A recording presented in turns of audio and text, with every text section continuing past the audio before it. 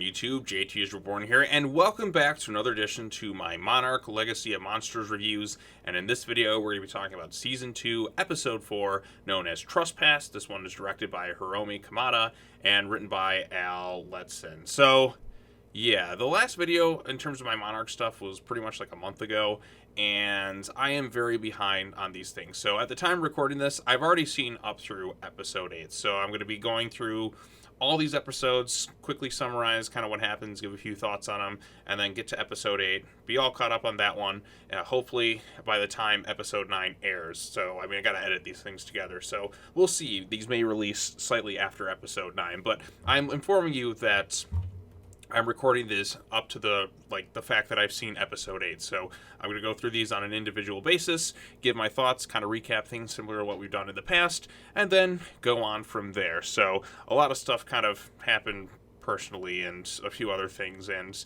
it kind of has made videos take a little bit longer than before. But I am trying to play a little bit of catch up. I know I have to get through these things, so let's talk about it. It's going to be a very fun day recording all these back to back to back, but anyways, so the episode opens up in 1962. This is the flashback stuff. There's only a little bit this episode. It's mostly kind of the present day 2017 things. So it opens up in 1962 with Billy going over his notes. We see that he's taking things a little bit hard after losing his wife, his best friend, and finding about the affair via the letters. So there's that going on there. We also see the final scene he has with Hiroshi as a child, where he kind of sends him off to live with Keiko's family.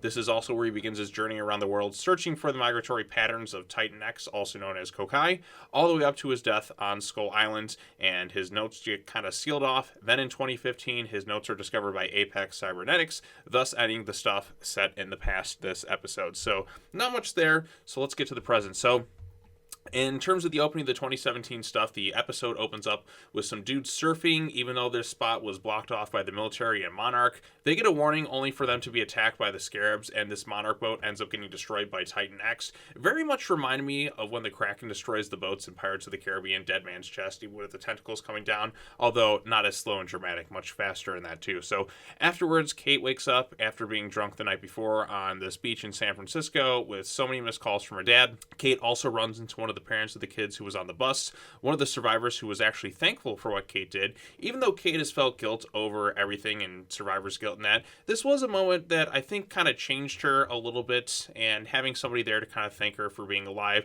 was something that she kind of needed to make the change and get ready to go back and help everyone and rejoin the group. Meanwhile, Tim is still at the outpost with the Apex guy Trisup, and while using the Apex tech, it shows that Titan X is headed towards San Francisco, only for it to be revealed later on that it was a whale and that Monarch was conned from Apex and all that too. So some shady stuff going on with Apex. Elsewhere, we see Lee, Hiroshi, and Kentaro. Mei and Keiko decide to enact their plan to break into Apex's facilities to find Hiroshi's device and use that as a means to divert the Titan away from the coast.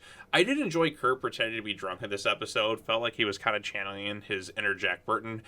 They end up breaking into Apex and find that they've been smuggling all sorts of creatures off Skull Island, including the leaf wings, these things called the Needle Walkers, which are very much raptor-like inspired from Jurassic Park in a way, and also these creatures known as vine stranglers that have appeared, I think, in a few other things beforehand, Monsterverse related.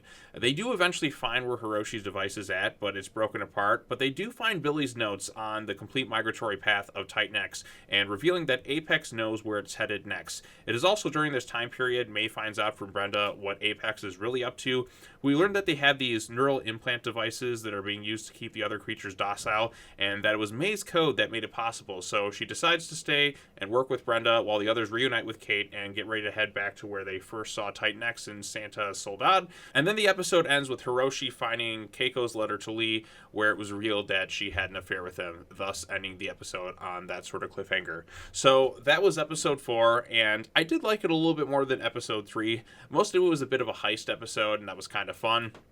We learned a little bit more about some of Apex's plans, which is the neural implant sort of thing, which I think was utilized in the Godzilla Kong Titan Chasers game. So it's nice to see that kind of carried over into the official MonsterVerse canon with the shows, because the games are more like soft canon and kind of their own alternate things. So Kurt was definitely having a little bit of fun this episode. We got to see a few of the new creatures.